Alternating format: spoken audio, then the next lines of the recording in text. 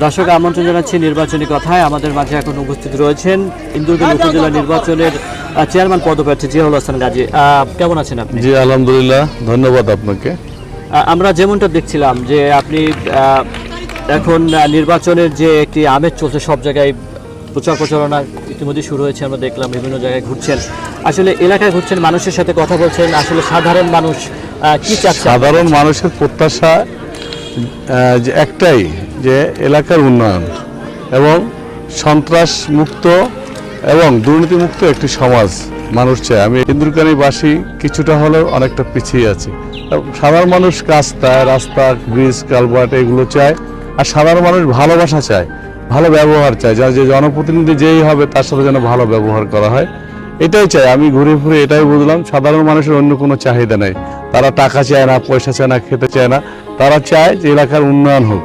এবং সাধারণ মানুষের একটি কথা যে আর যাই হোক, আপনি যদি নির্বাচিত হন, আল্লাহ যদি নির্বাচিত করেন, অন্ততপক্ষে আমাদের এলাকায় মাসে একবার আসেন বা আমাদের একটু খোঁজ খবর নিন, আমরা খেতে চাই না, পড়তে চাই না, এটাই হলো সাধারণ। আমরা বিগত দিনে দেখেছি যারা নির্বাচিত হয়েছে তারা আসলে নির্বাচনের পরে সাধারণ কর্মীদেরকে ভুলে যায়, আসলে এই ব্যাপারটা আসলে কেমন? আসলে আমার কাছে আমি যখন সাধারণ মানুষের কাছে মিশতে যাই তখন আমার অনেক প্রশ্নের সম্মুখীন হতে হয়।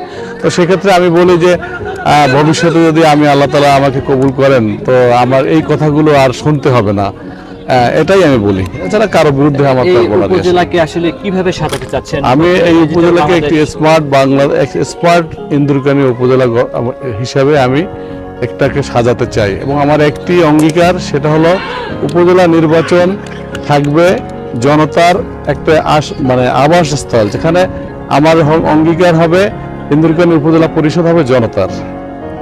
আচ্ছা, এখন আসলে যারা আপনার প্রতিদ্বন্দ্বী রয়েছে, আসলে তাদের ব্যাপারে কি বলবেন? আসলে এই ব্যাপারে আমার কোনো মন্তব্য নেই। একটা নির্বাচন হলে তো প্রতিদ্বন্দ্বী হতেই পারে, জনসাধারণ যাদেরকে ভোট দেবে সেই হবে। বর্তমান সরকারের আমলে সুষ্ঠু এবং অবাধ নির্বাচনের যে প্রক্রিয়া চলতেছে, আমি মনে করি জনসাধারণ যাদেরকে ভোট দেবে সেই নির্বাচিত হবে।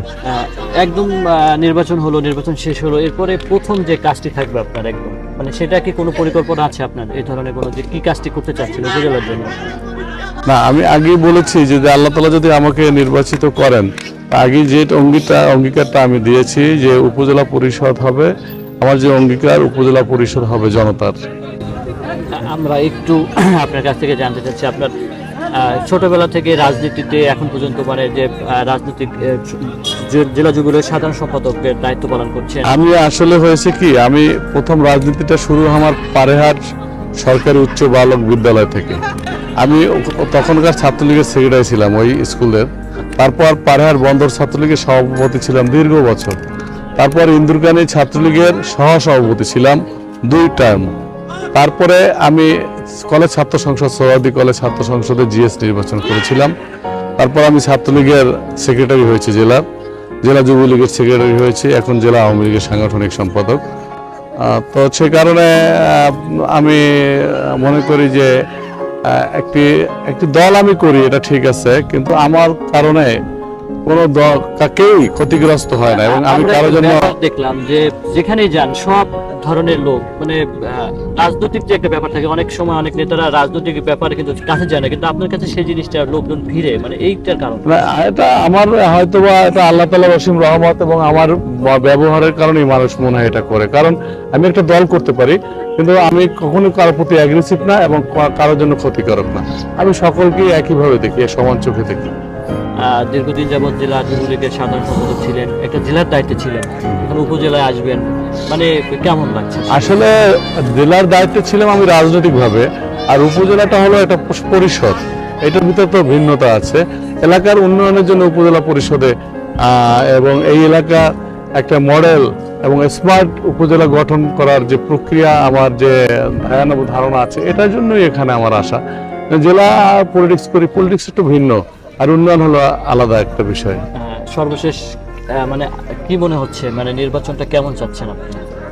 একটা নির্বাচন, একটা সুষ্ঠু অবাধ নির্বাচন আমি চাচ্ছি, জনগণ যাকে খুশি ভোট দেবে সেই নির্বাচিত হবে। তবে আমি আশাবাদী যে ইন্দুরকানীবাসী আমার সাথে অবশ্যই আছে, দলমত নির্বিশেষে। বিশেষ করে কৃষক, শ্রমিক, ছাত্র, যুবক সহ সকল স্তরে জনসাধারণ কিন্তু আমার কাছে আছে, আমার সাথে আছে বলে আমি মনে করি, এটা আমার বিশ্বাস। এবং তারা অবশ্যই আমাকে আল্লাহর হুকুম যদি থাকে আমাকে নির্বাচিত করবে।